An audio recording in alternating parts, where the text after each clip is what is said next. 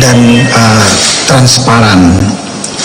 Oleh karena itu saya menjelaskan apa yang dimaksud dengan cepat dan transparan yang akan saya terjemahkan. Langkah-langkah yang cepat ini adalah sebagaimana rekan-rekan ketahui, semenjak pelaporan tanggal 6 Oktober sampai dengan 21 Oktober yang meliputi 11 laporan polisi, Polri telah melakukan langkah-langkah meskipun ada aturan dalam SDR tentang penundaan penyidikan kasus yang melibatkan pasangan calon yang akan mendaftar atau yang telah ditetapkan sebagai pasangan calon. Namun saya sudah memerintahkan sesuai dengan kewenangan diskresi yang ada pada saya memerintahkan kepada Kabareskrim untuk melaksanakan menggulirkan proses penyelidikan. Ini dalam rangka untuk menangkap aspirasi publik yang berkembang. Dan dari Bareskrim sudah melakukan interview kepada lebih kurang sampai dan hari ini sebanyak 22 orang. Di antaranya 3 orang saksi yang pelapor, kemudian terlapor saudara Basuki Cahayapurnama juga yang sedianya akan dipanggil juga sudah dengan kesadaran sendiri datang, sudah didengar keterangannya. Namun kita juga melakukan pemeriksaan sejumlah saksi-saksi ahli. Paling tidak ada 10 orang saksi ahli yang sudah kita dengar keterangannya, yaitu saksi ahli yang diajukan oleh terlapor, termasuk Majelis Ulama Indonesia, dan ada 7 orang yang dari penyidik. Dan ini meliputi 3 macam keahlian, yaitu yang pertama ahli bahasa, ahli agama, khususnya agama Islam, dan ahli hukum pidana. Ahli agama ini terutama terkait dengan penafsiran daripada surat Al-Maidah 51 yang menjadi pokok masalah. Kemudian yang kedua adalah ahli dalam bidang bahasa untuk melihat apakah rangkaian kata-kata yang disampaikan oleh saudara Basuki Cahayapurnama itu mengandung unsur-unsur penghinaan atau penodaan agama atau tidak. Sedangkan saksi ahli hukum pidana ini terutama berkaitan dengan unsur dengan sengaja, karena dalam pasal 156A tersebut harus ada unsur dengan sengaja, artinya mens rea, ada maksud lain-lain. Ini nanti kita minta kesaksian dari ahli hukum pidana tersebut. Ini cukup banyak ahli-ahli yang sudah kita dengar keterangannya. Berikutnya saya kira salah satu saksi ahli yang juga disampaikan oleh terlapor, saudara Habib Rizik Syihab, juga sudah kita dengar keterangannya pada hari Kamis yang lalu. Ini artinya langkah-langkah cepat yang sudah kita lakukan sebanyak 22 orang. Kemudian yang akan kita lakukan berikutnya hari Senin, nanti akan sudah kita panggil secara resmi saudara terlapor Basuki Cahayapurnama dan kita akan dengar keterangannya. Saya kira rekan-rekan juga bisa meliputnya di media untuk membuka transparansi kita, meliput di media, dan kemudian kita juga silakan media nanti bisa menanyakan dan bisa mengetahui bahwa pemeriksaan itu sungguh-sungguh dilakukan. Jadi bukan ketawa-tawa, tapi sungguh-sungguh dilakukan. Kemudian kita akan memberikan kesempatan tentunya kepada saudara terlapor sendiri, kalau dia memiliki saksi-saksi ahli yang menguntungkan dirinya untuk menjelaskan tentang apa pernyataan dia dan lain-lain, kita juga berikan keterangan, kita berikan kesempatan, sehingga perlu ada waktu kita lakukan minggu depan. Yaitu minggu depan itu adalah mendengarkan saksi-saksi ahli yang disampaikan oleh saudara Basuki Cahayapurnama untuk melengkapi. Itulah hak daripada yang bersangkutan. Nah, setelah saya itu nanti kita akan lakukan gelar perkara secara terbuka. Tadi Bapak Presiden menyampaikan agar gelar perkaranya dilakukan live terbuka. Dan gelar perkara ini memang ini tidak wajar kita lakukan live ini. Tapi ini adalah perintah eksepsional dari Bapak Presiden untuk membuka transparansi. Gelar perkara ini dilakukan menentukan, sebagaimana rekan ketahui, tahap di dalam proses menangani suatu perkara itu ada tahap penyelidikan dan tahap penyidikan.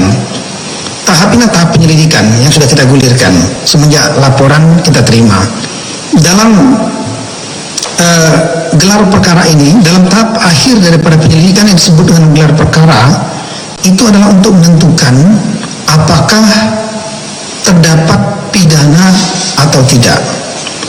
Kalau tidak terdapat pidana, maka kasusnya otomatis dihentikan penyelidikannya.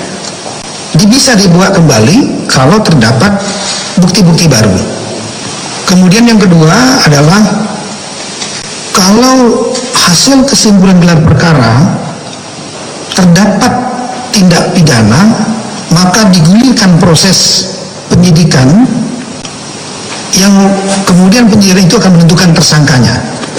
Dalam kasus ini tentunya penyidikan tersebut dapat mengarah kepada tersangka terlapor saudara Basuki Cahayapurnama. Setelah itu kita akan segera tuntaskan berkasnya dan segera kita ajukan ke kejaksaan untuk digulirkan ke proses peradilan nantinya kalau memang ilah tindak pidana.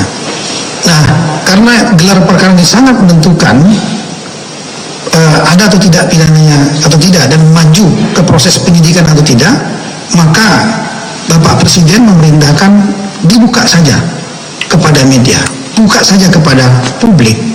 Oleh karena itu gelar perkara ini nanti akan dipimpin oleh mungkin Kabar Eskrim sebagai ketua tim penyidik bersama tim penyidik, dan kemudian dihadiri oleh para pelapor 11, nanti kita undang semua.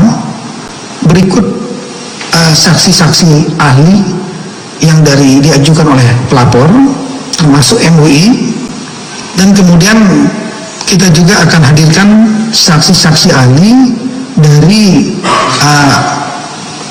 yang dihadirkan oleh penyidik. Ini adalah rata-rata kalangan akademis, mulai dari Universitas Indonesia, Gajah Mada, kemudian dari Diponegoro, Universitas Diponegoro, dan lain-lain, lembaga bahasa yang kita anggap kredibel dan netral. Kemudian tentu juga kita akan hadirkan juga saudara terlapor Basuki Cahayapurnama kalau yang bersangkutan ingin hadir. Kalau tidak ingin hadir bisa diwakili oleh penasihat hukumnya, termasuk dengan menghadirkan saksi ahli dari pihak terlapor ini. Dan nanti selain penyidik kami juga akan mengundang pihak eksternal, yaitu dari kejaksaan, tim kejaksaan, dan juga tim dari Kompolnas sebagai pengawas kepolisian. Bahkan mungkin dan besar juga kita akan mengundang, nanti kami akan konsultasi dulu dengan Ketua Komisi 3, yaitu tim mungkin dari Komisi 3 beberapa orang yang ditugaskan untuk mengawasi proses kasus ini. Nah, ini dengan gelar perkara ini yang dilakukan secara terbuka dan melibatkan pihak-pihak yang terkait. Kemudian kita buka juga kepada publik, yaitu melalui media secara live seperti semacam sidang mungkin nantinya. Kita harapkan nanti publik betul-betul dapat melihat dengan kejernihan kasus ini seperti apa. Kemudian dapat mengetahui secara terbuka apa saja yang sudah dikerjakan oleh penyidik dan apa saja isi dari keterangan para ahli-ahli maupun pelapor dan terlapor sendiri.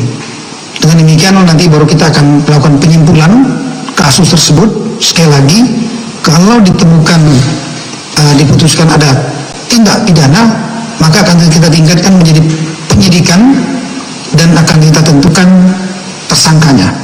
Dalam kasus ini berarti terlapor dan diproses sesuai aturan criminal justice system kita, kejaksaan dan pengadilan. Namun kalau seandainya dalam gelar perkara secara terbuka tersebut penyidik menyimpulkan tidak terdapat tindak pidana, maka tentu kita akan konsisten kepada sistem hukum kita, yaitu dihentikan penyelidikannya dengan kemungkinan karena masih dalam proses penyelidikan, maka dapat dibuka kembali jika terdapat bukti-bukti lain yang menguatkan. Saya kira itu saja rekan-rekan rekan sekalian, yang ingin saya sampaikan sebagai bentuk jabaran yang akan saya kerjakan, oleh Polri kerjakan berkait sesuai dengan perintah dari Bapak Presiden agar dilaksanakan secara cepat dan transparan, dan kita akan lakukan ini dalam waktu maksimal 2 minggu. Itu sesuai dengan yang kita sampaikan kemarin pada waktu dialog di ruang Wapres dengan perwakilan dari pengunjuk rasa, yaitu waktu 2 minggu untuk menyelesaikan proses penyelidikan untuk menentukan penyidikan dan tersangka atau tidak. Saya kira itu. Pak, kalau ada pertanyaan, Pak. Cukup. Pak. Baik, cukup. Terima kasih.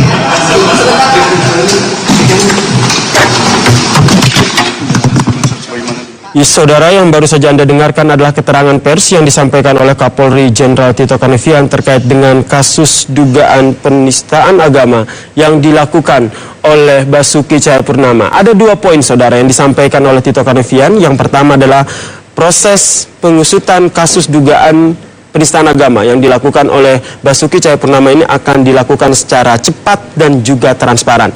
Cepat dalam artian memang kasus ini setelah diproses, di mana kita ketahui bersama sudah ada 20 saksi yang diperiksa, dan juga di antara 20 saksi ini ada 10 saksi ahli. Dan kita